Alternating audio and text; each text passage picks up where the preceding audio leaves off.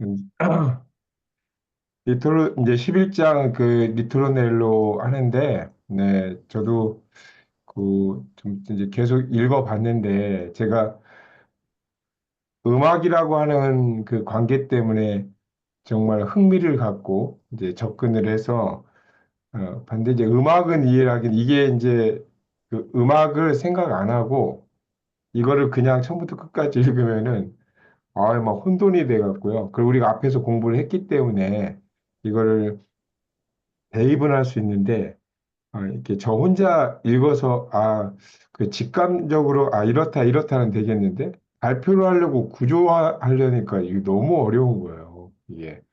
네.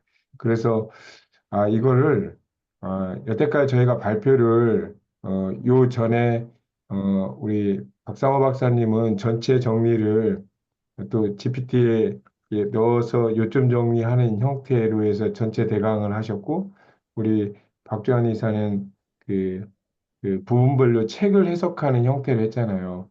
근데 저는 그 두 개가 다 욕심이 나는데 이걸 그렇게 하다 보니까 막 왔다 갔다 해갖고 이제 나중에 이게 오히려 혼돈이 돼버리는 거야. 그럼 안 되겠다. 그래서 제가 생각한 게, 아, 두 분의 장점이 있었잖아요. 그 PPT로 이렇게 해주시면은 전체 개요는 들어가는데, 책의 내용을 이해를 못하는 거하고, 우리 박 이사님하고 하면 책을 먹어가는 것 같은 느낌이 났었거든.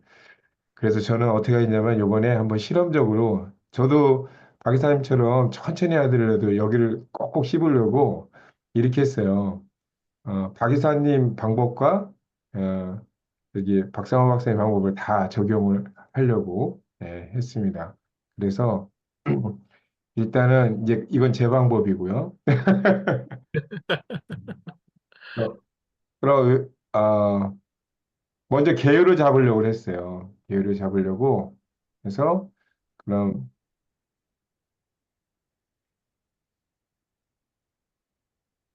왜 청계구원에서는 들레즈와 가타리가 리트로넬로 개념을 도입했는가? 이렇게 다 읽고 나서 이제 전체 그러니까 이게 계속 반복되니까 이 책이 앞에에 대한 부분을 또 세부적으로 이렇게 전체 본 다음에 또 이게 이렇게 세부적으로 들어가잖아요. 전체를 먼저 보는 걸로 해석을 해서 그럼 11장에 왜 구조가 리트로 넬로인가 해서 그거에 대한 답을 이제 정리해 나가면서 이제 해봤습니다. 이게 어, 이거는 단순히 음악 용어였던 리트로넬로의 그 반복적 후렴구를 철학적 범주로 확장하면서 소리 리듬 반복이 어떻게 인간과 세계의 관계를 구성하고 변화시키는지에 대한 설명을 하고자 했던 거예요. 그러니까 카오스의 혼돈 속에서 질서를 창출하는 과정을 설명하는 리트로넬과 가장 강력한 개념적 도구로 이것이 생명의 근본적인 작동 방식을 설명하는 핵심 개념이라고 이제 생각했던 겁니다. 그래서 존재가 정적인 것이 아니라 앞에서 배웠던 우리가 비커밍, 대기 과정을 설명하기 위해 리트로넬로가 아주 어, 유효하다고 생각을 했던 거예요. 그래서 청계고원에서 청계고의 중요한 개념, 그 영토와 탈영토화 과정을 구체적으로 보여주는 예시로 뭘 사용했냐면 소리와 리듬의 작동 방식을 설명했고요. 거기에서 들레즈와 카타리가 주로 소리, 리듬, 새가 나오고 아이의 노래 등 이런 데에서 혼돈 상태에서 작은 질서를 만들어내는 사례를 만들면서 영토라는 것이 어떻게 생기는 건지를 보여주고자 했습니다. 즉, 리토르넬로라는 반복되는 음향적 패턴이 하나의 안정된 영역에서 형성되는 핵심 맥이라는 것을 강조했던 거죠.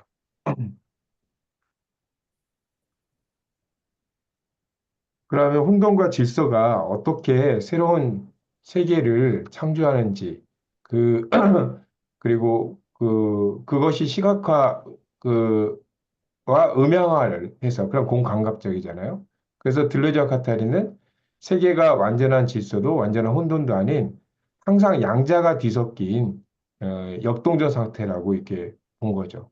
그러니까 혼돈 질서의 그 창조를 설명하는데 이 리트로넬로의 형식, 즉 음악의 어떤 형식을 이용하는 것이 가장 공감각적이었던 거예요. 그리고 리트로넬로는 혼돈 속에서 작은 질서를 만들고 또 그 질서를 넘어서 다른 가능성으로 열려있게 하는 그 핵심 역할을 담당하게 했고요. 이를 통해 질서를 어떻게 창출해내고 그 질서를 어떻게 탈주하는가라는 문제의식을 음악적 비유로 쉽게 설명하고자 했던 거죠. 그리고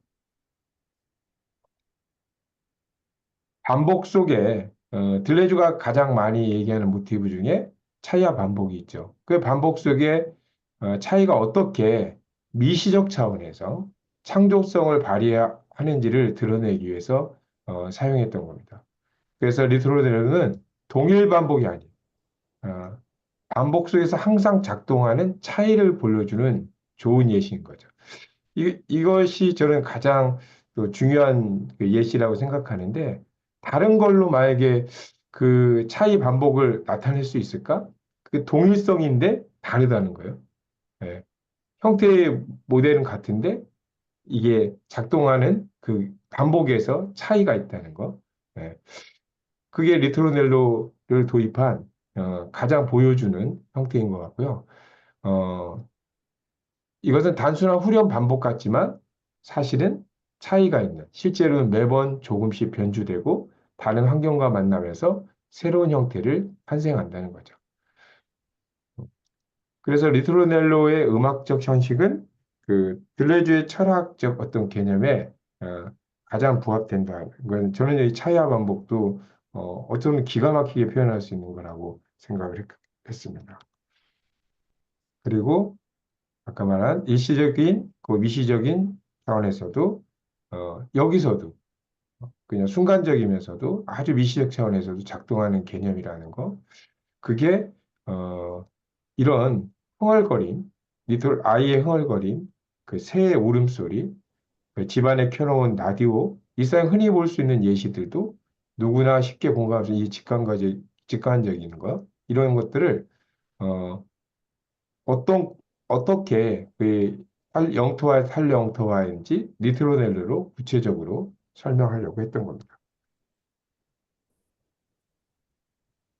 그리고 다른 철학적 개념, 즉 여기서 우리가 공부하면서 계속 들려져 나왔던 니좀, 배치, 뭐 타주선과 같은 것과 연결해서 예술, 일상, 정치까지 통합적으로 이해하도록 돕기 위해서 이쪽에서 얘기한 다양한 개념들, 그 청계권에서 나오는 다양한 개념들을 음악적, 예술적 측면에서 또 풀어보는.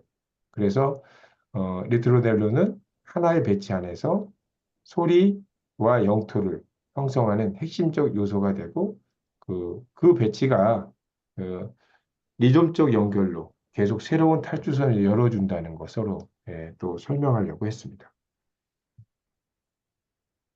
그래서 리트로넬로는 청계구원의 주요 주제들, 영토와 탈영토와 반복과 차이 등을 음악적, 예술적 사례를 통해 직관적으로 제시함으로써 들레즈와 카타리가 제시하고자 하는 유동적 세계관을 구체적으로 보여주는 핵심 개념이었습니다.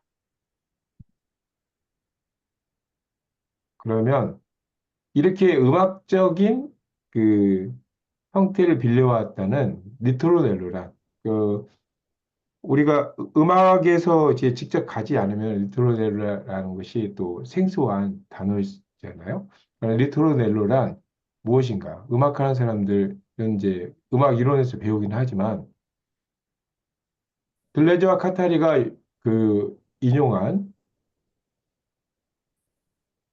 어, 청계곤에서 리트로넬로란 원래 그 이탈리아의 그 음악 용어인데 어, 리토르넬로는 돌아오다, 되돌아오다. 어, 리토르나레라는 데에서 파생됐어요. 이탈리아어죠. 그래서 이건 작은 귀환이라는 스몰 리턴으로 정도로 이제 해석할 수 있습니다. 그 이걸 한국어로 그 음악에서 이게 사용하는 거를 종종 옮기면 후렴구, 뭐 반복구 정도로 번역되는데 이거하고는 조금 다릅니다. 예. 그렇지만 이제 해석은 이 범주에 속하는 거죠.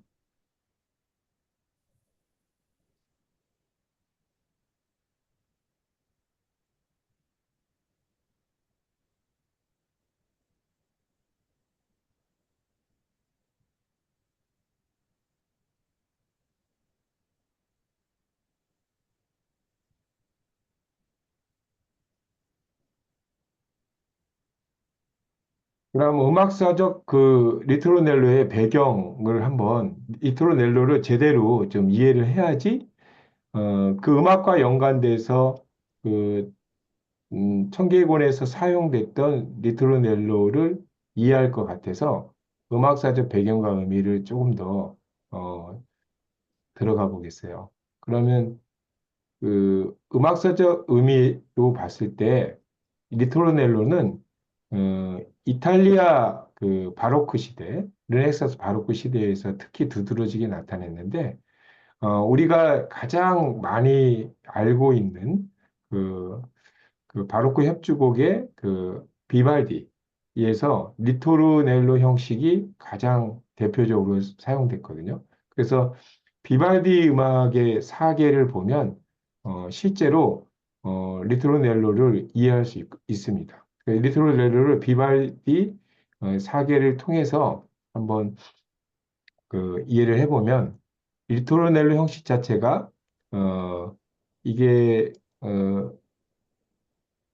어떻게 연주가 되냐면 보통 이제 어, 독주 악기와 큰 악기의 어떤 대조 또는 긴장과 이완 뭐 그런 연주로 그리고 앞에 주제부에 대한 반복 그 형태가 있으면 그걸 또 어, 콘체르토 협주가 또 이렇게 이어서 이렇게 한다든지 어, 그 전에는 그 작곡가들이 비발디 이전에는 이렇게 사용했대요. 비발디 이전의 작곡가들은 특히 이제 그 성악곡이 아닌 그 기악곡을 이런 식으로 연주하는 거는 이제 상상을 못 했고요. 그래서 기악곡 연주를 하게 되면 굉장히 오래 걸렸다는 거예요. 작곡 자체가. 성악곡보다 기악곡이 훨씬 더 많잖아요. 그래서 오래 걸리고 그 악보를 표기하는 방법이나 그 생각하는 그 어떤 그 작곡 자체가 굉장히 어려움이었었는데 비발디가 리토르네로 형식을 그 적용하면서 작곡가들한테 굉장한 영향을 미쳤다는 거죠. 그래서 비발디가 실제 그 필사가라고 하는 성부만 그 곡을 쓰면 그 성부만 막 이렇게 필사하는 사람들이 있대요. 근데 그 사람들보다 자신이 협주곡 전체를 작곡한다 해도 내가 훨씬 더 빨리 작곡할 수 있다라고 말하기도 했대요. 실제로. 그거는 이제 비발디가 이런 리토르 넬로 형식의 그 이거를 그 작곡하면서 그 적은 양의 이런 재료를 반복하고 그러니까 원래 있는 거죠. 그것도 순서를 바꾸고 변형하고 재결합하는 이런 동형 진행으로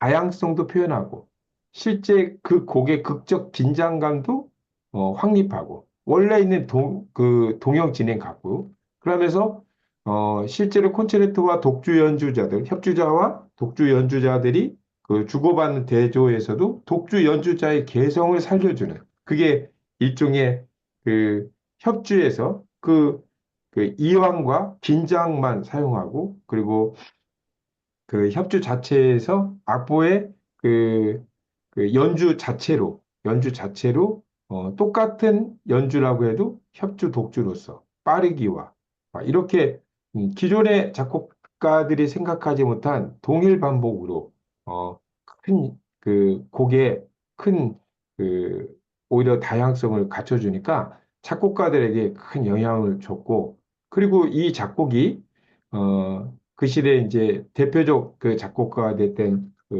또 이제 리토르넬로는 이탈리아에서 시작됐고요. 음악은 거의 이탈리아가 대부분 바로크 시대의 가장 강국이었었죠. 그런데 이제 이거를 그대로 영향을 받아서 그 우리가 음악의 아버지라고 하는 바흐가 독일이죠. 이탈리아에서 그 바흐가 그걸 그 도입을 하면서 어, 독일로 이제 넘어가는. 사실 바하가 그때 당시에 그 프랑스 음악하고 바하 음악을 공부하려면 어, 이태리 스타일과 프랑스 스타일을 동시에 다 알아야 되거든요. 그러니까 이태리 음악과 프랑스 음악을 더해서 독일의 독특한 음악을 융합한 게 바하 음악이거든요. 그래서 바하 음악이 똑같은 그 어쩌면 그 리토르넬로 양식을 도입했다 하더라도 바흐음악의 리토르넬로 형식은 굉장히 융합적 리토르넬로라서 거기는 이제 상당히 발전돼. 그래서 그걸로 설명하기는 조금 어려워요. 네. 그래서 지금 초기에 그 비발디 곡으로 한번 리토르넬로 형식이 어떤 건지 한번 곡을 한번 보도록 하겠습니다.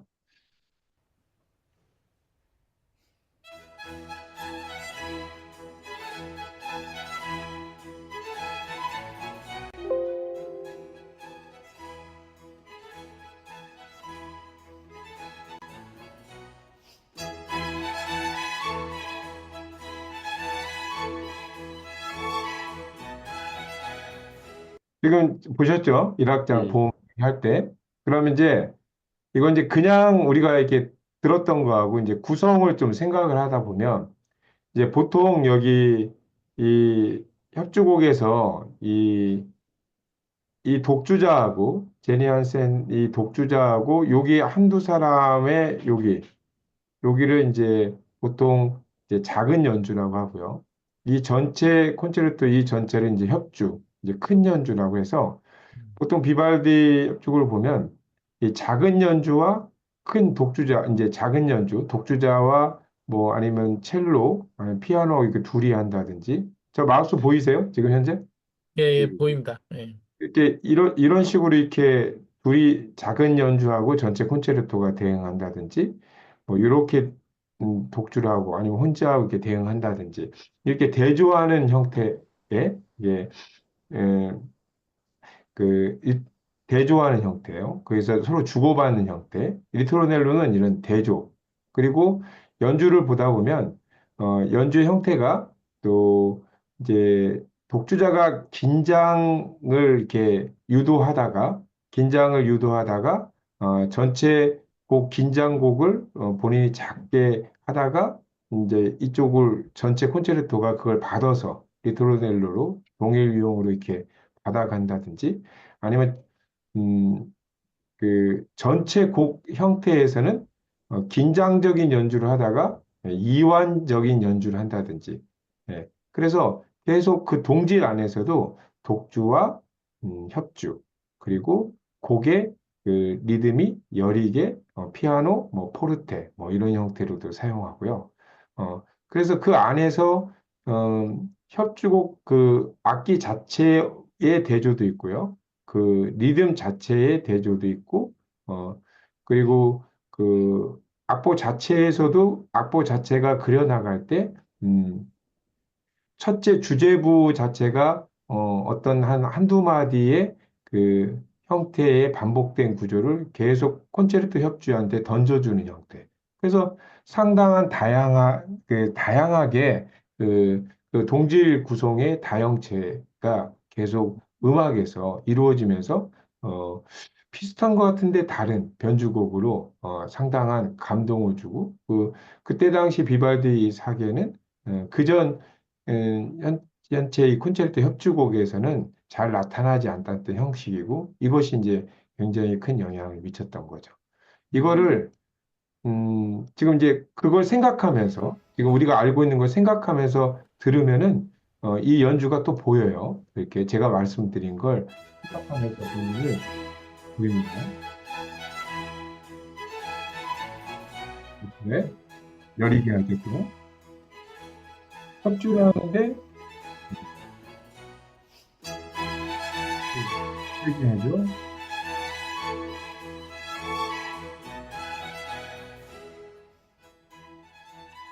얘기하고 서로 대조하잖아요. 협주를 할 때에 이안과 견주하고 하기도 하고 이건 독주로서 혼자 이렇게 연주하면서 이게 이완했죠. 전체를. 예, 같이 작은 연주 우리 서로 받았죠. 지금 긴장하는 곡으로 독주를 좀 끌어나가면서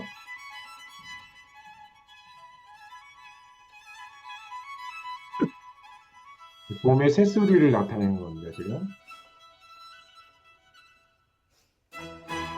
전체적으로 이걸 봤죠. 작은 연주, 큰 연주. 비트로넬로 형식을 얘기할 때 그렇게 얘기했더니 이런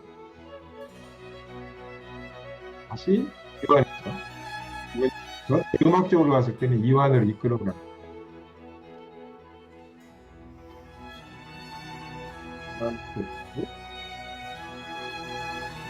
네. 좀 느껴지세요? 네. 네. 네, 그러네요. 그 설명을 듣고 나니까 훨씬 연주의 흐름이 네, 네네. 왜 저런가 이해가 되네. 그러면 이제 악보를 보면 더 좋을 거예요. 제가 악보를 보여드릴게요. 비발디 악보를 또 악보가 있는 게 있거든요. 이건 우리 지하실 스튜디오에서 해야 되는 강의인데, 네, 응? 중간에 또 딱 틀어놓고. 네 맞아요, 교수님.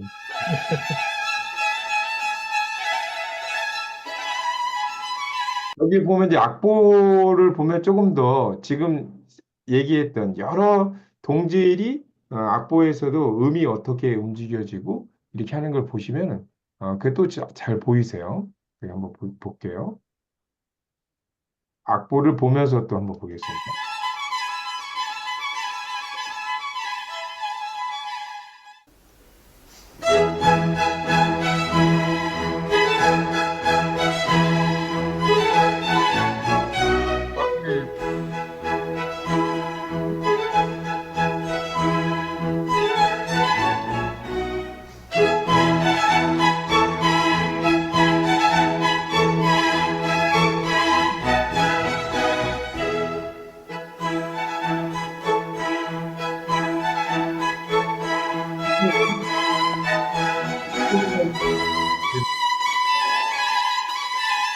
그대로 큰년 악보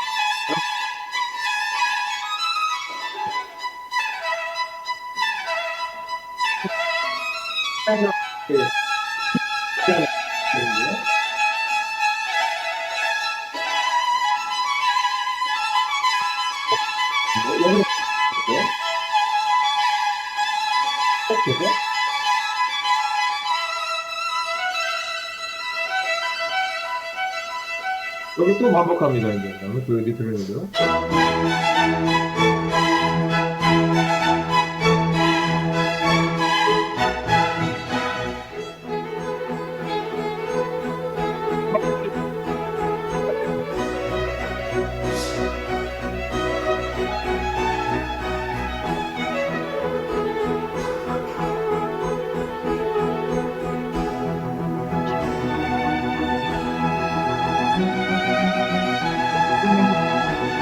큰 년과 작은 년이 다시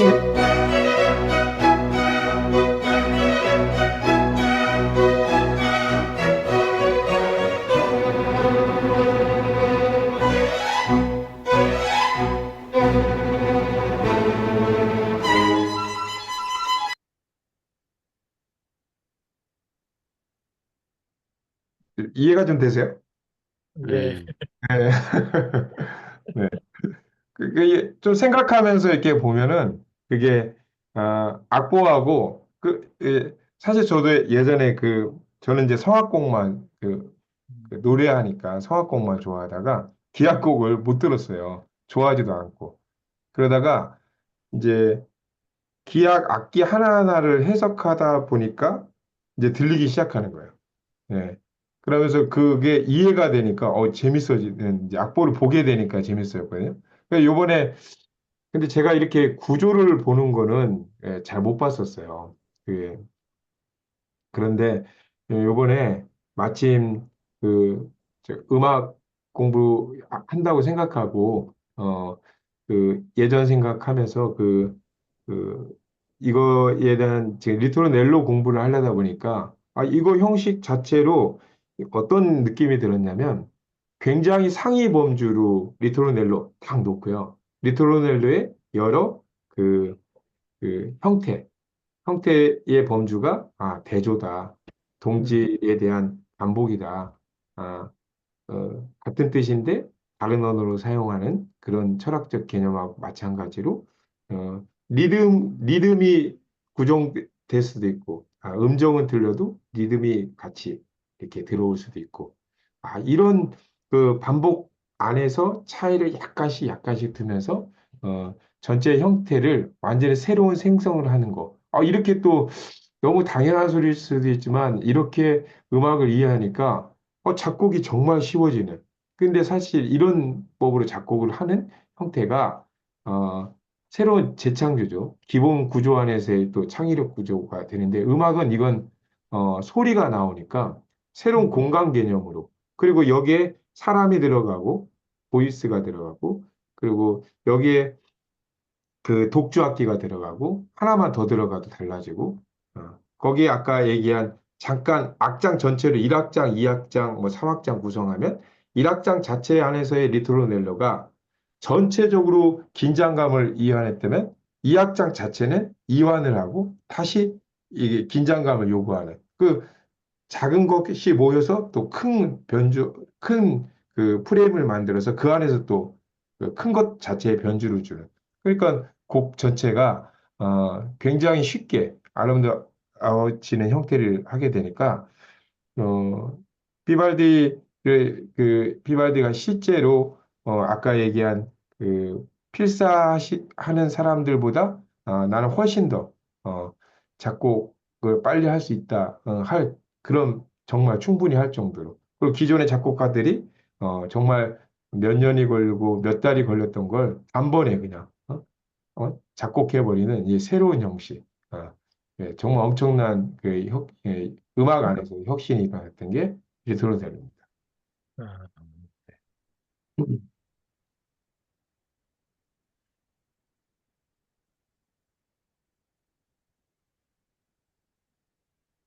그래서 아까 제가 설명하기 전에 나오려면 제가 이게 설명하려고 그랬는데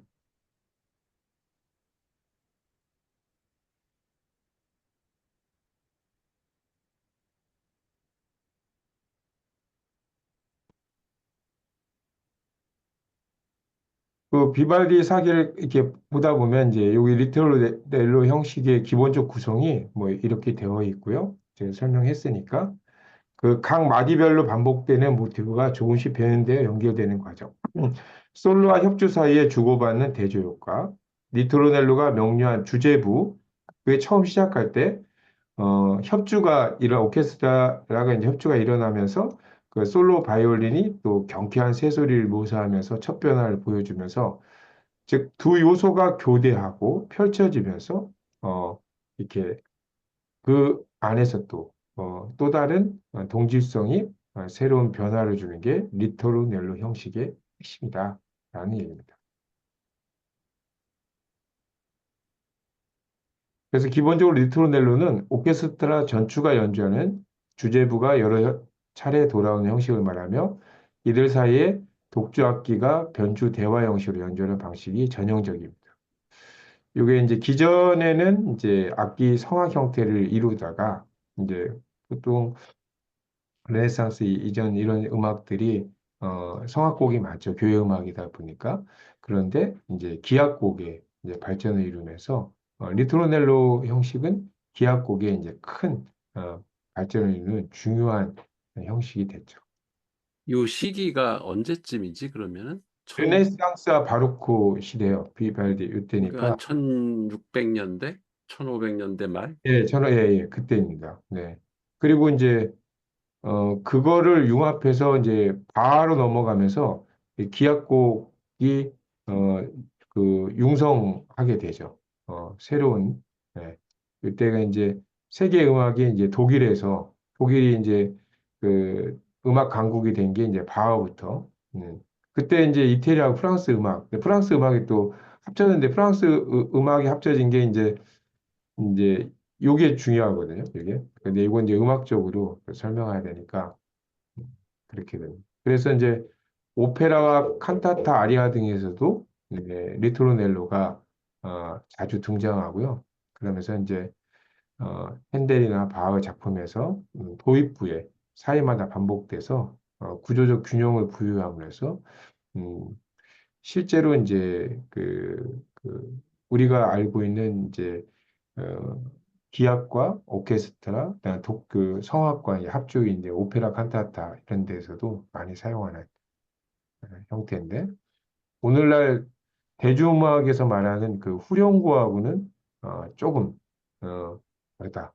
그 구조적 반복이라는 반복이지만 어, 대중음악 후렴구는 가사를 반복해서 곡의 정체성을 강화하는 요소지만 고전음악의 리토넬로는 주제부, 주제부라고 있는 그 구성 요소인 멜로디 리듬 패턴 자체가 작품 전체 과정에서 전개되면서 여러 차례 계속 작은 귀환, 회귀가 계속 일어나면서 거기서 변주가 되는 게 특성입니다.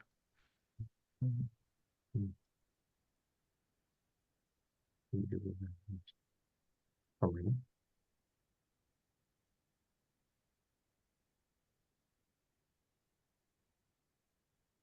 그 노트북 사양을 좀 높여야 되겠다. 네, 아니 이게 저기 노트북이 아니고 데스크탑인데 그래야겠네요. 그 저기 그 마인드맵이 많이 잡아먹어요. 이거 리소스를. 그래서 아까 그 왜 음악 연주되는 동안에 이렇게 중간중간 설명했지. 네, 그거 하나도 안 들렸어. 와 소리가 아니, 말하는 게. 말하는 게요? 음악은 나오는데 네, 네. 중간에 뭐라고 얘기를 하더라고. 근데 그게 와, 다 깨지고 안 들렸어. 아 그러니까 그래요? 여기서 화면을 확장을 해놓으니까 이제 얘가 리소스를 다 그쪽으로 잡아먹으니까 이 음성이 아, 안 들어가는 거지. 아이고. 그때 약간 음악 그 딴딴딴따다다다 이럴 때 이제 그 안에서 그 음, 그 전체 비발디 그 1악장 1분만 들어보면 그게 제가 그 악보도 보여준 이유가 악보의 반복도 보여지죠. 그게 그죠? 악보의 리듬 반복도 보여주고 그 주제부 자체의 멜로디와 패턴 자체가 이렇게 뭉텅거려서 이렇게 또그 반복되는 게 또 보여지죠.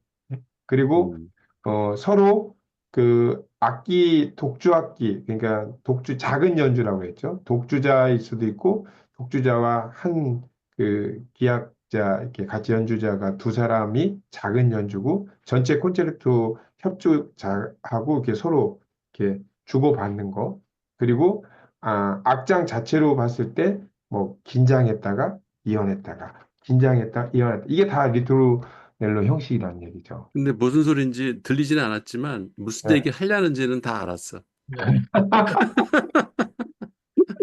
아, 네. 아이고, 그지? 알겠습니다. 네. 박수환 대표도 그랬지. 예, 그렇죠. 무슨 얘기 하는지는 알 그래서 것 같아요. 뭐, 이미 앞에 이 설명해 부분에서 주고, 이게 반복이 되는구나. 그리고 어떤 그 바이올리니스트하고 이렇게 서로 마주 보면서 둘이 같이 연주하는구나. 또 전체가 또 연주하는구나. 아마 이렇게 작아졌다, 커졌다. 그 소리가 긴장했다, 완화했다. 그게 이제 이렇게 그 악보별로 구분되는구나. 그리고 이제 악보의 그 음표를 보니까는 똑같은 것들이 이렇게 반복되는 게 이제 시각적으로 보이잖아. 네, 그렇죠. 그래서 여기선 이런 게 반복되고 또 어떤 후렴구 가면은 또 이제 그게 반복되고 그 새소리 나올 때는 이렇게 아래 악보에서 이렇게 뭐야 스타카토처럼 짹짹짹짹 하는 게 이렇게 보이고 그래서 듣는데 아, 아무 지장 없었어. 걱정하지 마요. 오늘 나 종일 그냥 재밌게 준비한 건데, 우리 박 기사님하고 교수님은 알 것 같았고, 박성호 박사가 음악에 또 저기 수학처럼 그 구멍 있는 사람들 많잖아요. 그래서 나는 아주 친절하게 가르쳐 주려고 그랬는데, 예. 뭐 이거 저기 공개 강좌 한번 하지. 어, 아, 들레즈식으로 음악 감상하기 해가지고 예. 저기 뭐야 우리 지하실에서 네. 틀어놓고 앰프로 그리고 마이크로는 이제 설명하니 그러니까 별개니까 이게 서로 간섭을 안 일으키거든. 그렇게 하면 선명하게 다 들을 수 있지. 뭐 점점 저 차수가 좋아지면 저 모아갖고 그 응, 내년 그 희망의 집 북콘서트를 하죠 뭐. 그러니까 우리 저기도 없는데 저기 뭐야 대전시 예산 지원도 없는데 우리 예, 자체로 다 그냥 예, 그 예. 이사들끼리 활동하는 거, 책 읽는 거 이런 거 발표해도 나는 충분하다고 생각해. 아, 그럼요. 네. 예. 아, 어쨌든 아, 이어가 가보겠습니다. 예. 좀 서운하네. 어쨌든 그래서 이게 리토르넬로 형식의 구조는 그 주재부가 어, 통상 아까 이제 연주한 거 지금 말씀하신 그대로 오케스트라 합주가 주요 멜로디를 처음에 제시했죠. 그리고 이제 그 이어서 독주 파트가 작은 연주가 또 그걸 이어가고 그 변주나 기교적 패시지로 한 다음에 다시 협주로 리토르넬로를 재현하는 거. 이게 이제 주재부에 대한 리토르넬로고 전체로 봤을 때 리토르넬로가 매번 똑같이 돌아오는 것이 아니라 이제 조성만 변주해 갖고 또 약간씩 변화를 해서 이게 조성이 변해 갖고요. 이렇게 귀환한다는 거예요. 이게 작은 귀환. 작은 귀환을 하고 이래서 음악적 통일감과 다채로운 표현을 동시에 달성한다. 이거 읽으면서 제가 그 생각이 들었어요. 양자 역학을 계속 양자적 설명을 한다면 본질이 있잖아요. 양자의 본질이 똑같잖아요. 똑같으면서 양자의 본질 자체로 우리가 계속 생성되는 예, 우리가 양자역학을 배우고서 그 철학적 의미로 여기서 얘기한 뭐 영토에서도 탈영토화해서 다시 귀환이 된다라 하더라도 그 안에 있는 본질 자체가 또 변하지 않는 예, 상당히 음악으로 표현해서 우리가 철학적으로 표현하지 못하는 이런 요소들을 설명할 수 있겠구나 이런 생각을 했습니다. 그래서 그 곡과 주제가 뚜띠야? 저 위에 협주, 뭐 뚜띠? 네, 뚜띠가 협주라는 뜻이에요. 이거 네, 오케스트라 협주. 협주? 네, 뚜띠가 이태리어 협주예요, 협주. 음. 네. 그래서 반복과 변주, 리토르넬로가 매번 똑같이 돌아오는 것이 아니라 조성이나 길에 약간씩 변화를 줘서 이제 변주해서 귀환이 와서 그게 다른 이 아름다움을 음악적으로 동질인데 조성만 변주돼서 귀환했는데 이게 언어적으로는 우리가 느끼는 것보다 이 음악적 소리와 그 시각 음표로 이렇게 듣는데 이게 훨씬 더 아름답게 또 다르게 이렇게 들린다는 게 중요한 거죠. 그렇게 이제 설명을 하는 겁니다. 그래서 원래 조성으로 웅장하게 귀환하면서 곡을 종결짓는 경우가 많다. 처음에 제시된 주제부 리토르넬로가 원래의 조성으로 다시 돌아가죠. 그래서 근데 그거를 이제 센 여림으로 또 이제 콘체르토 이제 만약에 그 기악으로 말하면 기악의 크기로 웅장하게 크기로 해갖고 같은 건데 종결 자체가 또 되는 거죠. 예. 그러면서 어, 원점 회귀라는 그 자체도 같으면서도 본질적으로 완전히 같은데 그거를 그 완결성을 느끼게 하고 처음 시작성을 느끼게 하는 예. 그런 거를 이제 리토르넬로를 그래서 빌렸다. 같지만 그렇게 그래서 충분히 그게 이제 철학으로서 음, 리토르넬로가 갖는 반복적 의미는 음악사적 맥락에서 되돌아온 주제가 가리키는 작품 전체의 통일성과 구분을 만들어주는 구조적 반복 역할을 하고요. 이 반복을 통해서 청자는 곡의 전체성을 인지하고 중간에 그 솔로가 이제 에피소드를 혼자 엮죠. 그런 사이에서도 기본 테마를 계속 인식하게 하는 거죠. 그를 인식하게 하고 이런 되돌아옴이 단순 반복이 아니라 변형된 귀환이다. 예, 리토르넬로가 이제 약간 작은 귀환이라는 뜻이라고 그랬죠. 리토르넬라. 그래서 이걸로 이어질 때 음악은 새로움을 잃지 않으면서 일관성을 유지한다. 그래서 스토리텔링을 할 수 있는 거죠. 이렇게 얘기하고 있습니다. 그 후에 이제 이 리토르넬로가 아까 얘기한 대로 다른 장르에서 이제 쓰인 거죠. 그래서 리토르넬로의 약간 이제 바 음악으로 넘어가면서 여기에 이제 그 리토르넬로 대신에 더 이제 융합적인 그거의 본질은 그대로 있으면서 이제 리토르넬로의 융합이 되면서 론도 형식이라든지 다카포, 아리아 오페라 등에서 주로 사용되는 그런 형식들이 들어가면서 어, 엄밀히 말하면 이런 형식들도 리토르넬로와 같이 주제부, 에피소드, 주제부, 에피소드. 지금 우리 음악, 그 대중음악, 뭐, 트로트, 뭐, 엊그저께 트로트도 마찬가지예요. A, B, A, B, A 다시 B, 뭐 이런 식으로 전체가 이제 반복되는 구조가 생긴 거죠. 그래서 이제 그 반복되는 모티브나 미니멀 음악 등에서도 되도록이면 변주되는 구조, 또 이제 미니멀 음악에서는 이제 다른 이름으로 계승되고 있고요. 특히 이제 재즈에서 헤드 솔로 헤드 형식으로 반복되는 리토르넬로 성격을 이게 아주 전형적으로 갖고 있는 음악도 있고, 대중음악에서는 이제 후렴구 반복이라고 해서 핵심 멜로디가 반복되면서 청자의 귀에 각인돼서 넓은 의미에서는 후렴구의 반복도 리토르넬로와 유사하다. 이렇게 했습니다. 여기까지 제가 다 음악을 다 여기 들려드리고 싶었는데 시간이 많이 걸릴 것 같아서 앞에 이제 구조하고 나중에 시간 되면 그거 다 찾아서 한번 보여드릴게요. 만약에 또 하신다고 하면. 그래서 어 이제 리토르 그러면 리토르넬로가 왜 이렇게 논의돼야 되는가? 그러면 왜 논의돼야 되는가 하면 리토르넬로는 단순한 음악적 개념이 아니고요. 일반적으로 리토르넬로는 반복되는 음악적 형식을 그 의미하지만 들레즈와 카타리는 이를 존재론적, 철학적, 사회적 개념으로 확장했고 리토르넬로가 단순한 멜로디가 아니고 질서를 만들다가 변화시키는 과정이다라는 그 언어로 사용한 거죠. 그래서 리토르넬로는 삶과 세계를 조직하는 중요한 원리라고 이렇게 언어적 확장을 일으키면서 인간과 동물은 리듬과 소리를 통해 자신만의 안정된 인간 공간을 만든다고 했고 그 공간은 그 영토라고 표현하는 영토 언제든지 혼돈에 의해서 무너질 수 있다. 예, 그 혼돈에 의해서 무너질 수 있고 따라서 리토르네로는 질서와 혼돈 사이에 끊임없이 작동하는 그 질서 혼돈 질서 혼돈 이렇게 반복되는 그 리토르넬로의 그 음악 형식처럼 계속 반복되는 작동 형식이다. 그리고 하고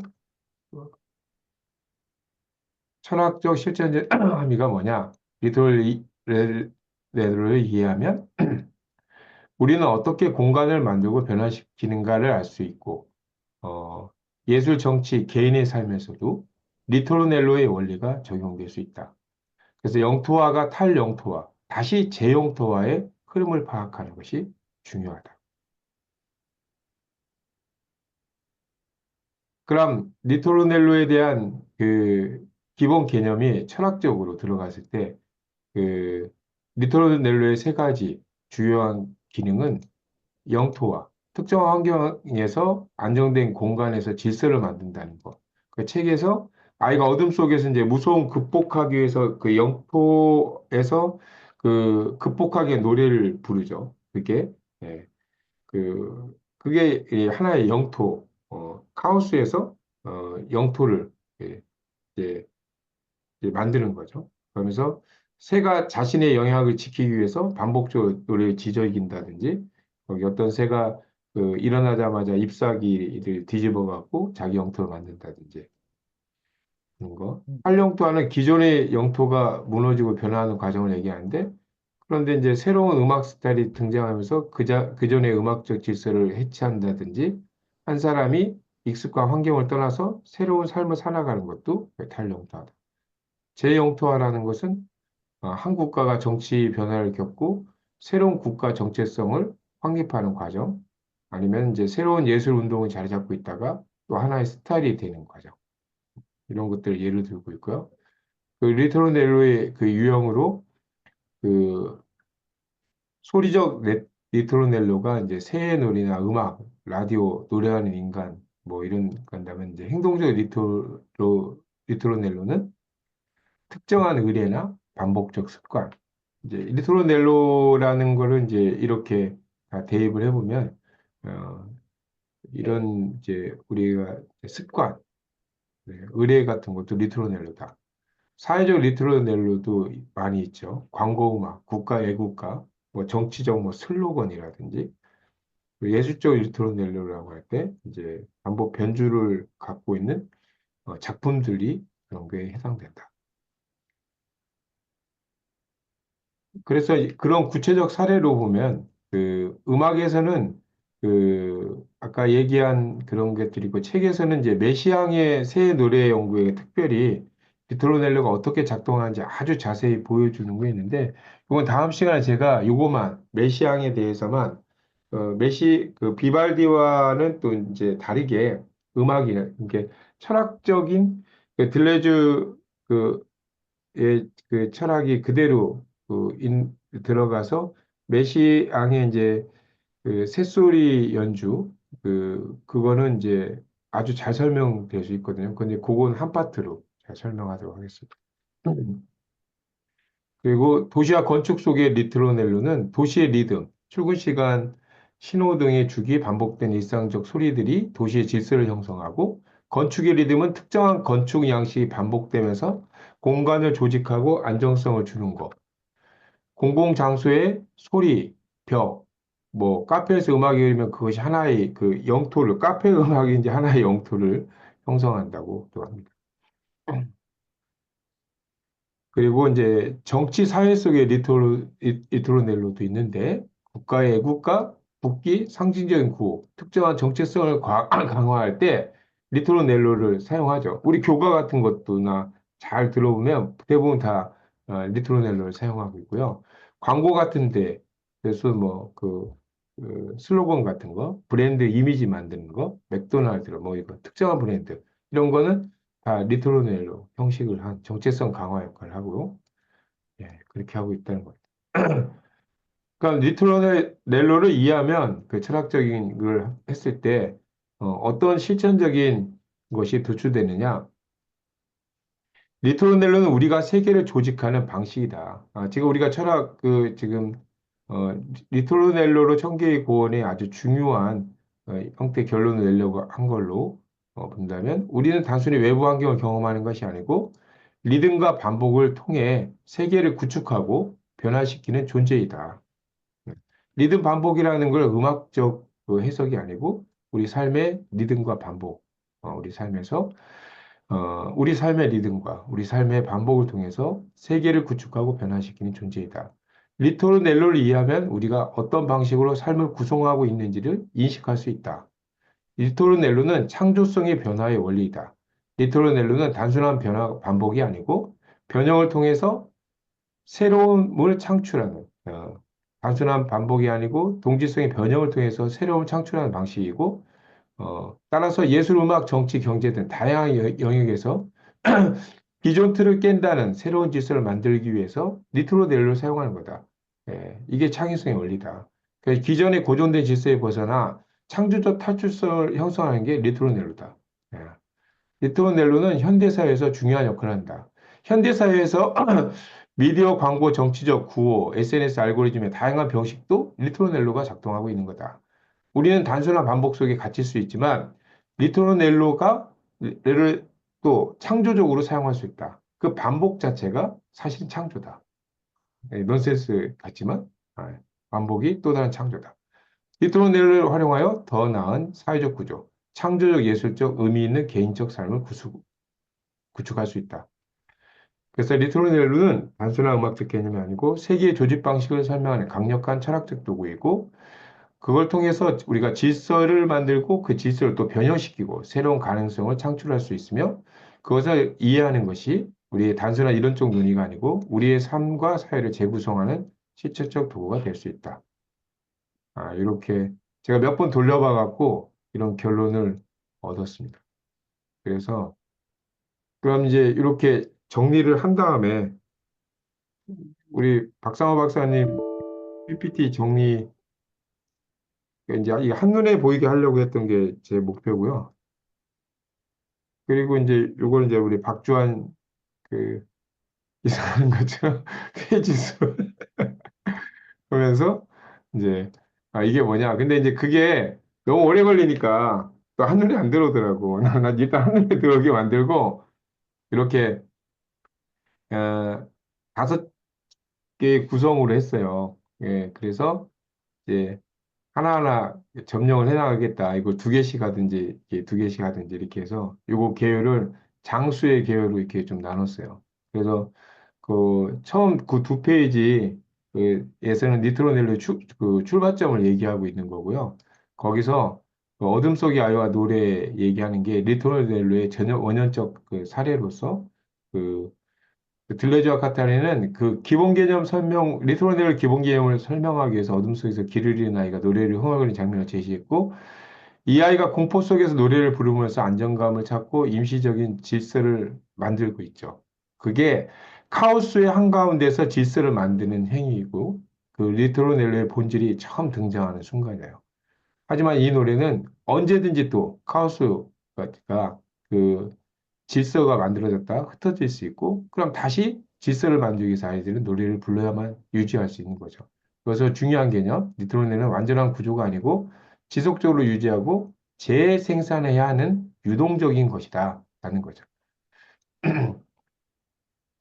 그래서 니트로넬로와 카오스의 대립을 아이의 노래는 단순한 소리가 아니고 카오스에서 벗어나라는 하나의 도약이고 니트로넬로는 카오스 속에서 날아올라 다시 카오스 한가운데서 질서를 만들기 시작하는 것으로 정의가 됩니다. 그래서 카오스 질서라는 이분법이 아니고 카오스 속에서 질서를 창출하는 역동적인 과정을 의미합니다. 그래서 오르페우스의 신화를 연관시키는데 오르페우스가 리라를 연주하면서 혼돈과 죽음의 세계 속에서 또 질서를 창조하려고 하는 것과 같다는 거죠. 그래서 그가 완전한 질서를 만들지 못하고 결국 다시 혼돈 속으로 사라졌을 때 이처럼 리트로넬로가 끊임없이 유지해야 되고 결코 완전히 정착된 것이 아니라는 것을 비유하기 위해서 오르페우스 신화도 연관시켰습니다. 이게 이제 거의 장에 보이죠. 그리고 그 다음에 이제 591페이지부터 이제 593페이지에서는 리토르네트 영토화를 얘기해서 집의 형성을 얘기하는데 그 자기 집의 개념이 집이라는 개념은 사전에 주어진 것이 아니고 인간이 특정한 환경을 안전한 공간으로 바꾸는 과정에서 형성되는데 들레즈누와 카타는 이를 영토화라는 개념으로 이렇게 설명했고요. 어, 리토르넬로의 공간 구축이라는 걸 소리벽으로 얘기하는데 하나이가 숙제를 할 때 작은 소리를 노래를 흥얼거리며 집중하려 한다. 주부가 콧노래를 부르거나 아대를 켜놓는 행위 모두가 이제 카오스가 침입하는 것을 막는 이 행위들은 소리벽을 형성한다는 거죠. 그 소리벽의 개념이 특정한 소리가 일정하게 반복될 때 그것이 하나의 안정된 공간을 형성할 수 있는데 예를 들어 라디오와 텔레비전은 소리벽을 역할을 해서 가정 내에서 공간을 구획하는 기능을 한다는 거예요. 그래서 이 벽이 만약에 너무 강하면 이웃의 불평을 초래하는 등 또 다른 형태의 구조적 긴장을 만들어낸다는 거예요. 이게 이제 소리벽의 개념이었고요. 그 다음에 이제 새 노래와 리토르넬로로 얘기하면서 이제 여기서 이제 메시앙 얘기를 하면서 새는 노래를 통해 자신의 영토를 설정하고 보호하는데 특정한 지역에서 새의 지적이 및 공간적 질서를 형성하는 중요한 요소로 작용한다. 이와 비슷하게 그리스 음악의 선법이나 인도 음악의 리듬도 특정한 지역에서의 정체성과 연결되는데 일트로넬로는 이게 단순한 소리가 아니고 공간과 질서를 만드는 그 힘을 갖고 있다고 얘기합니다. 그래서 여기 얘기할 때 제가 메시앙하고 인도 음악 여기서 음악이 상당히 이제 자연의 음악을 하는 것이 이게 철학적으로 생각하면 상당히 그 음악이 그 굉장히 힐링 음악으로만 들리는데 이게 굉장히 잘 들릴 것 같은 생각이 들었어요. 그리고 리토넬로와 활용토와 여기 페이지에서는 열린 공간과 새로운 가능성에 대해서 영토 개방과 새로운 질서의 가능성에 대해서 얘기해서 어, 기존의 영토는 완전히 닫혀 있는 것이 아니고 영토라는 것은 특정한 방식으로 개방될 수 있다. 그래서 하나이가 방에서 나가듯이 리토넬로라는 것은 완전히 폐쇄적인 것이 아니고 외부로 향하는 통로를 열어줄 수 있다. 그러나 카오스가 밀려들 수 있는 곳에서 원을 열어서는 안 된다는 주지도 하고 있어요. 즉, 영토는 안정성을 유지해야 되고 적절한 방식으로 외부 세계와 연결돼야 된다. 그러니까 이제 그 방식이라는 게 있다는 거죠. 그래서 잘못된 개발은 기존의 질서를 붕괴시킬 수도 있다. 네.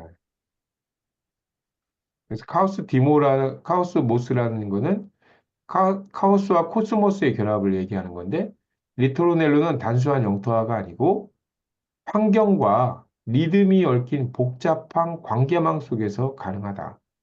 그래서 환경, 생명체, 음악, 신체 등이 서로 얽혀서 비결정적이고 다층적인 흐름을 형성한다.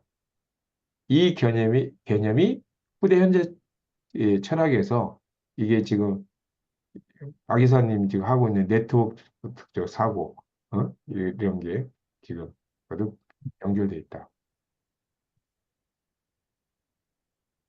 그리고 600페이지 전에 리토르넬로의 표현성에 리듬과 표현의 관계로 또 얘기하면서 리듬은 단순한 반복이 아니고 특정한 차이를 만들어내는 과정이다. 아까 음악 그거 생각하면 느낄 텐데 일정한 리듬이 반복될 때 그건 단순한 반복이 아니고 음악에서 표현한 것처럼 표현적인 요소를 띠게 된다는 거죠. 색깔과 냄새, 소리, 동작 등의 역할도 단순한 기능적 요소를 넘어선 영토화된 표현의 중요성이다. 이런 것들이 지금 동물들이 잘하죠. 색깔이 단순한 신체 특징이 아니고 사회적, 공간적 의미를 가진다.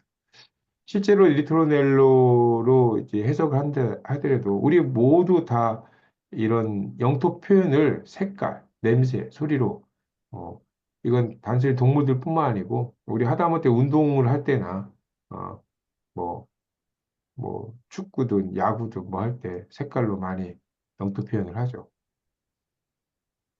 그래서 600페이지부터 끝까지는 결국 이거에 이제 창조적 탈영토화를 얘기하는 걸로서 예술가 리토르넬로에 대한 얘기를 해서 예술이 가장 강력한 리토르넬로 중에 하나이다 하면서 바그너의 라이트 모티브와 메시앙의 새의 노래, 리스트의 선율적 풍경 등으로 리토르넬로의 그 모델을 보이면서 그 연장성이 있다고 말해주고 있고요. 결국 리토르넬로의 존재론적 의미는 리토르넬로는 단순한 음악적 개념이 아니라 존재와 질서를 구성하는 핵심적인 방법이다. 그래서 영토와 탈영토와 그리고 새로운 질서의 생성이라는 이런 순환 구조를 가진다라고 말하고 있습니다.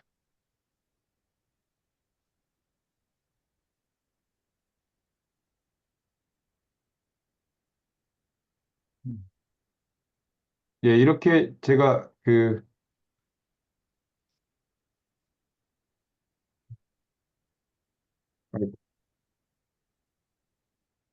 개요를 얘기했어요. 개요를 오늘은 전체를 네. 에요.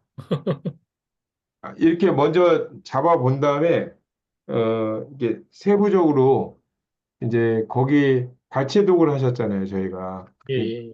각자 읽은 게, 그 다음 이제 전체가, 리트로넬로가 이런 개념이다라는 걸 이제 잡아놓고, 그 다음에, 아, 이제 제가 좀 쉐어링하고 나서, 이제 책을, 이, 어쨌든 이 청계고원에서 또 중요한 게 하나하나의 단어잖아요. 그러니까 이것도 밀도 있게 해석해 나가는 거, 거기서 가장 좀 중요하다 생각하는 발췌독을 하는 게 좋겠다 생각했습니다. 그래서 아까 5개로 구성된 거를 제가 좀 나누어서 더 상세하게 아까처럼 이제 음악적인 거나 이런 음악 계속 연결하면서 예, 구조를 잡으려고 합니다. 예, 이상입니다. 예. 그, 그러니까 앞으로 정리할 때 나도 네, 이게 명확하게 개념이 지금 잘 안 들어오는 것 중에 하나가 뭐냐면 우리가 예술 이제 가장 대표적인 게 회화와 음악이잖아요. 이제 그림과 음악. 근데 보통 그 그림, 회화는 공간 예술이다 이렇게 얘기를 하는 공간 예술. 이게 한눈에 그 배치가 다 보이니까. 근데 음악은 시간 예술이다라고 한다고. 시간 예술. 그 음악은 한 번에 파악이 안 되거든. 쭉 들어봐야 이게 시간의 흐름과 연결이 돼야지 그 아, 음악이 이제 어떤 의도를 갖고 이게 작곡을 한 건지 이게 들리기 시작하거든. 그 음악이. 근데 이제 여기에서 그 리토르넬로라고 하는 개념 자체는 지금 상당히 상세하게 음악 예술 그 예를 들어가면서 해주니까 어, 더 선명해지긴 했는데 이 지금 아까 설명하는 도중에도 색채 뭐 이런 게 막 섞여 나온단 말이야. 근데 그건 이제 회화, 시각 예술에서 쓰이는 것들이잖아요. 그게. 그리고 이제 공간 이 어린아이가 그 어둠 속에서 그 노래를 하는 게 카오스, 혼돈 그 한 상태에서 자기의 그 영토성을 확보하기 위해서 네, 그 이제 자기 노래를 하는 거지. 그럼 이제 그 공간이 이제 확보가 된다 그래서 지금 영토와 탈영토와 재영토와는 다 공간에 관련된 얘기거든. 그래서 이게 이제 음악은 시간의 예술인데 이거하고 두 개가 어떻게 연결되는지가 선명하게 지금 이렇게 내가 만족스럽게 이해가 잘 안 돼. 예, 예. 그 그거, 부분을 그거, 좀 예, 그 잘 부분을, 네, 연결해서 좀 설명을 해줬으면 좋겠어, 앞으로. 네, 네. 전체적인 지금, 책의 리토르넬로에 대한 이제 음악적인 그 개념하고요. 음, 그리고 들레즈와 카타리가 왜 이것을 도입해서 결과적으로 우리한테 뭘 얘기하려고 했느냐. 그- 그리고 리토르넬로가 지금 말씀하신 것처럼 공간과 시간의 확장, 심지어는 색채, 그나 이런 데까지 다 확장을 시킨 그런 개념적 요소로 사용한 그, 그런 이제 그 중간 하나의 음, 예시가 아까 얘기한 그 이제 다음 시간에 그 음악으로 이제 진짜 연결하는데 그게 이제 메시앙이 제일 잘 돼 있거든요. 네. 그래서 제가 아까 그래서 그걸 하나 한다고 한 겁니다. 네, 다음 시간에 그걸 갖고 지금 말씀하신 거를, 어, 결국, 이제 영토와 탈영토와도 정확하게, 왜그 리토넬로가 가장 잘 설명하느냐. 음, 네, 그걸 이제 갖고 설명하도록 하겠습니다. 네. 네. 근데 이 용어 근데 이 책의 내용은 그 쉬운 듯하면서도 상당히 그 약간 어렵거든요. 그래서 처음에 아까 말한 대로 그 처음부터 끝까지 이렇게 읽고 나서 네, 이걸 만약에 부분적으로 하게 되면 이게 이렇게 안 잡히더라고요. 그래서 전체 계열을 넣어보고 그렇게 하니까 이제 보이는 거예요. 이제 그러면 이제 음, 부분적으로 제가 볼 수가 있더라고요. 그래서 이거 좀 많이 계속 읽었는데 이렇게 읽고서 저도 이제 저는 박 이사님 하는 게 제일 마음에 들었거든. 일단 네, 책을 문장으로 보고 싶어서. 근데 그렇게 네, 하니까 이게 안 잡히는 거야. 이게 시선이 그 문장으로 다가버리니까 이게 근데 이제 또 개요로 잡으면 너무 명료해서 범주가 딱 보이는데 교수님 말씀하신 것처럼 이제 레토넬로를 이제 연결을 하는 그 예시들을 계속 문장 어떤 부분이 명확한 것들이 있거든요. 그런 것들을 같이 하는데 좀 시간을 좀 잡으면서 이렇게 하는 게 좋겠다는 생각이 들었어요. 그래서 먼저 전체적으로 예, 다 보면서 어, 어쨌든 청개구원 전체는 제가 발표자가 아닐 때도 보면은 부분적으로 이해하려고 하면 너무 힘들더라고요. 그냥 일단 처음부터 가보고 그 다음에 그 전체 흐름 속에서 이렇게 잡아가고 또 발표자가 얘기하면 조금 더 명료해지고 저희가 지금 계속 논박을 하다 보면 이렇게 잡아가는 게 많더라고요. 그래서 지난번에 제가 더 천천히 하면 좋겠다. 어, 이게, 그래서, 음, 저는 여기 책에 보면은 약간 배틀 하듯 그렇게 써 있어요. 리드미컬하게 음, 이렇게 주고받는 배틀을 하는 것처럼 그런 어떤 그 용어들이 좀 있어가지고 꼭 이 경계에서 아예 다른 영역이 아니라 환경과 이 개체라는 변하는 어떤 이것들의 그 경계에서 서로 배틀하듯 환경하고 주고받는 리드미컬하게 그런 가운데 이제 계속 그 변화를 코드의 변환이 일어나는 그런 게 드로넬로가 아닌가 근데 이게 사실 신몽동의 어떤 그 개체화 이론에도 나왔던 거잖아요. 경계에서의 그 변화 있잖아요. 계속 상호작용하면서 그런 얘기들을 하더라고요. 근데 약간 이제 여기 나오는 용어들이 이제 모티프라든지 그 뭐지 어 대위법 이런 이런 단어들이 약간씩 이렇게 낯설어요. 그래서 이제 그거 설명을 하려면 이제 시간이 부분적으로 걸리니까 네, 전체적으로 먼저 해야겠다는 생각을 했죠. 그 파리의 모티브나 파리의 리토르넬로를, 그러니까 파리의 모티프가 파리의 리토르넬로를 고려했다고 했잖아요. 거기서. 네, 네, 그래서 그, 거기서 이제 코드 변환을 얘기할 때 대입법 선율을 얘기하면서 한 선율 자체가 그, 음악으로서의 어떤 자연 코드 변환이 단순한 가산이 아니고 그 아니라 반드시 잉여 가치라는 새로운 판이 성립한다 할 때 이거는 지금 철학적 요소가 들어간 거잖아요. 잉여 가치는. 그러니까 이런 것들을 해석해야 되니까. 그럼 대입법을 놓고 왜 음악적인 언어를 쓰고 그 잉여 가치라는 것이 우리가 철학적인 용어를 사용했는지 그리고 이거 다 같이 쓰잖아요. 지금 리듬 혹은 선율의 판이 그리고 그 행의 중개 역할로서의 잉여가치.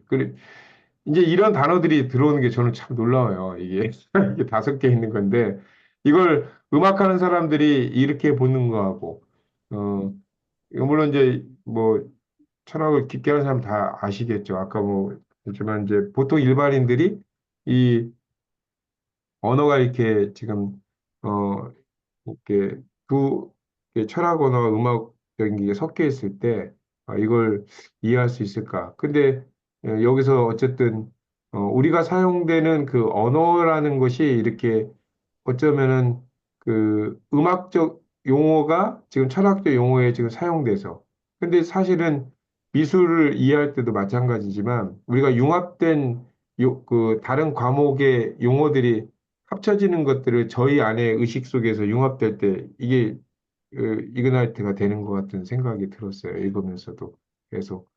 그래서 리트로넬로를 도입한 것이 또 유독 음악이라고 하는 요소가 상당히 초기 언어에 우리가 생각할 때 잘 생각해 보면 이걸로 왜 상당히 중요한 초점을 줬는지를 음악이 갖고 있는 어, 어쨌든 음악이 갖고 있는 뭐랄까요? 발현, 내포할 수 있는 여러 언어적 요소. 교수님, 음악을 언어적 요소라고 표현할 수 있나요? 그 매체잖아. 음, 그러니까 음악이 하나의 표현 수단인데 다 내가 뭐 모델링 이론에서 얘기하는 8개의 표현 수단 그러니까 표현 매체들이 어 이게 조금씩 다 표현할 수 있는 대상이 다르고 그 표현을 했을 때 느낌이 사람한테 주는 그 전달력이 다 다르기 때문에 그렇게 8가지나 그런 표현 매체가 이거 인류사를 통해서 발전해 왔다. 난 그렇게 생각을 하거든. 그러니까 미술이 도저히 표현할 수 없는 부분을 음악이 표현해 주기도 하고, 음악이 도저히 표현할 수 없는 거를 미술이 표현해 줄 수도 있고, 또 음, 그런 거를 우리 문자로 표현할 수도 있는 게 있고. 그러니까 왜 흔히들 우리 얘기할 때 보면은 이렇게 멋있는 장면이나 감격적인 어떤 이렇게 뭐 작품, 뭐 음악 이런 걸 들으면은 말로 표현할 수 없다 이런 말 흔히들 하잖아. 그게 바로 구술로는 도저히 표현할 수 없는 그 감흥이 이렇게 전달이 되거든. 음, 그래서 나는 이 장을 읽으면서 아, 이 들레즈가 상당히 매체에 대해서 깊이 있게 고민을 했구나. 음, 그러니까 우리가 말이나 그 철학에서는 주로 언어 갖고 그 로고스 이거 가지고 다 설명을 하려고 하잖아. 대부분 철학자들은. 음, 근데 이 사람은 그 저기 그림, 화가 그림에 대해서도 정통을 했고 음, 그다음에 그 왜 시네마 영화에 대해서 영화는 이제 종합 예술이잖아. 이게 여러 가지 매체를 동시에 적용하니까 그런 걸 통해서 우리한테 철학적 개념을 설명해 줄 수 있는 그 부분들이 조금씩 다르다고 이 사람은 생각한 것 같아.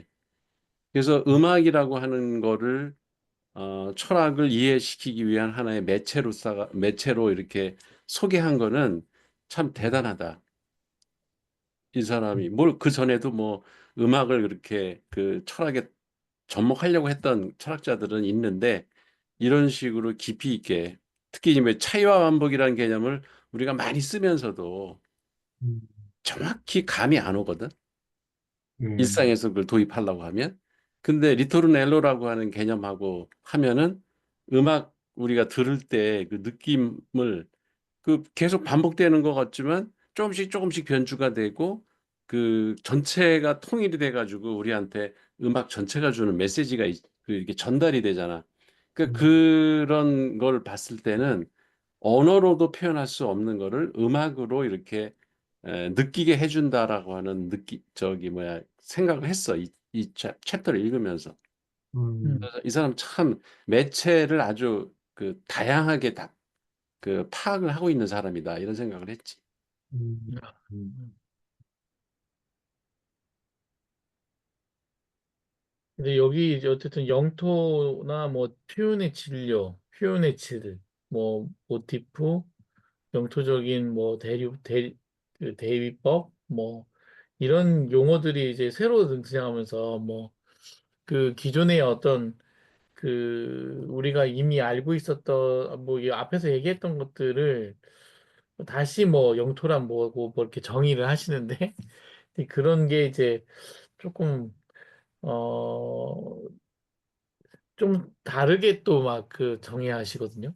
그 뭐 영토를 뭐 거리라고 표현도 쓰고 거리다라고 막 그 두 객체 간의 임계적 거리를 말하고 이 거리를 표시하는 게 영토라는 거예요. 그리고 내 것이란 우선 내가 가진 거리를 말하는 거다.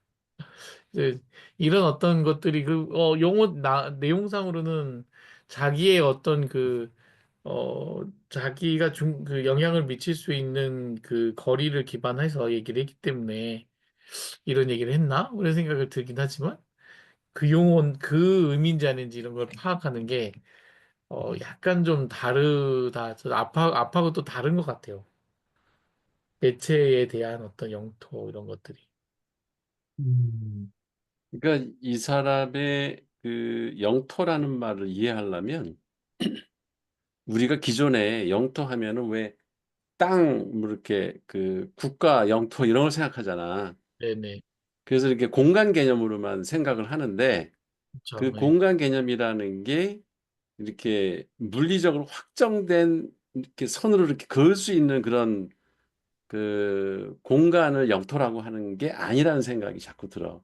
아까는 뭐, 이제 내가 의문을 제기했던 이제 뭐 회화는 공간의 예술이고 뭐 음, 음악은 시간의 예술이다. 이거는 그냥 되게 그 일상적으로 사람들이 생각하는 그 개념에서 얘기하는 거지. 지금 내가 요 챕터를 읽고 처음에 이제 그거에 나도 익숙하니까 음. 갑자기 왜 음악 얘기를 하는데 공간 얘기를 자꾸 하고 영토일 얘기를 하고 그다음에 무슨 색채도 나오고 네, 그 맞. 색채는 엄연히 회화의 영역인데 그렇게 음, 막 뒤섞여 나온단 말이야. 그 이제 지금 내가 완전히 결론을 뭐 맺고 이해한 건 아니지만 아, 그 공간의 개념이 물리적 그 경계의 개념이 아니다라는 거지. 음, 이게 그러니까 영토라는 게요. 음, 시간과 공간이 그냥 시공간이 합쳐져 있는 지금 개념으로 나는 자꾸 느낌이 와. 그러니까 그 상대성 원리나 음, 양자역학에서 얘기하는 그 공간의 개념으로 이해를 해야 그게 이제 영토라는 것도 제대로 이게 파악이 음, 되지.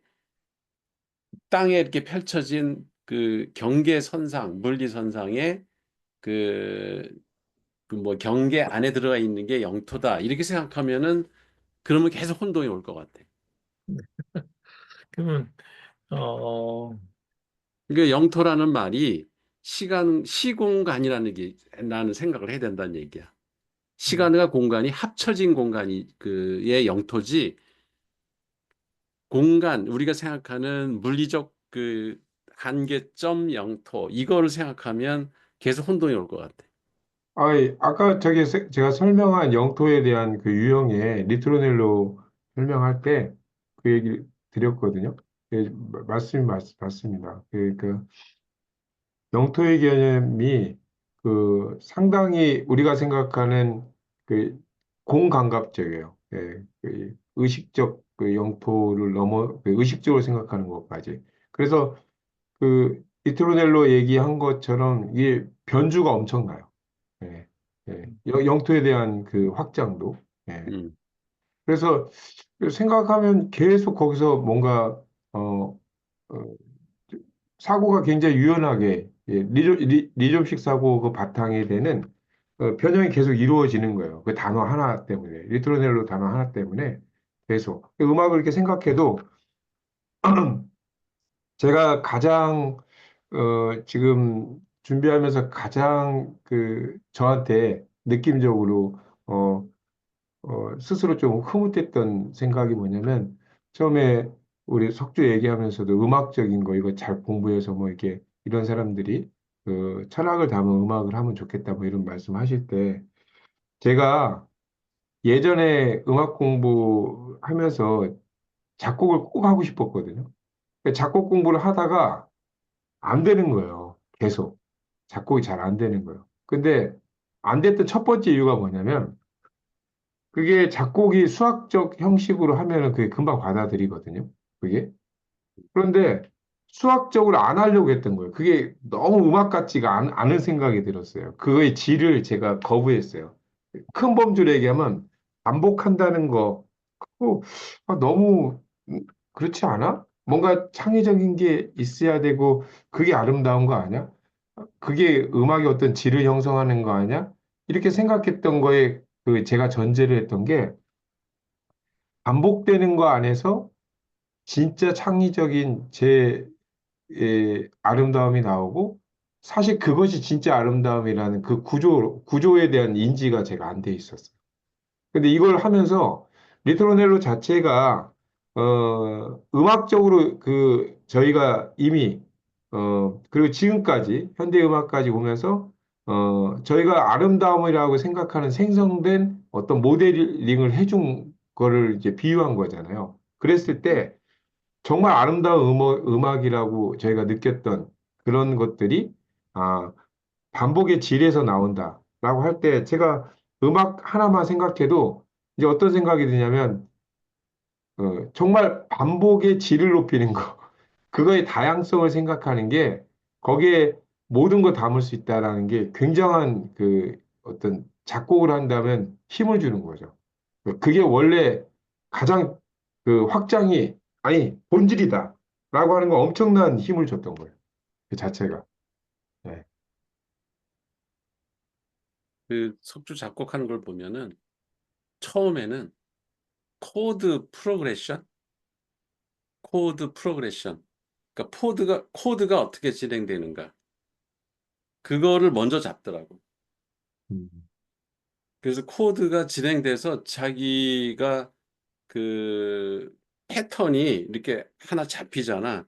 그럼 이제 거기다가 조금씩 살을 붙여가면서 멜로디도 만들고, 그다음에 이제 뭐 드럼 소리라든가 이런 사운드를 여기저기다가 이렇게 집어넣어서 전체 음악을 완성해 나가더라고. 그러니까 그 코드 프로그레스를 보면은 그 코드의 순서지, 진행 순서.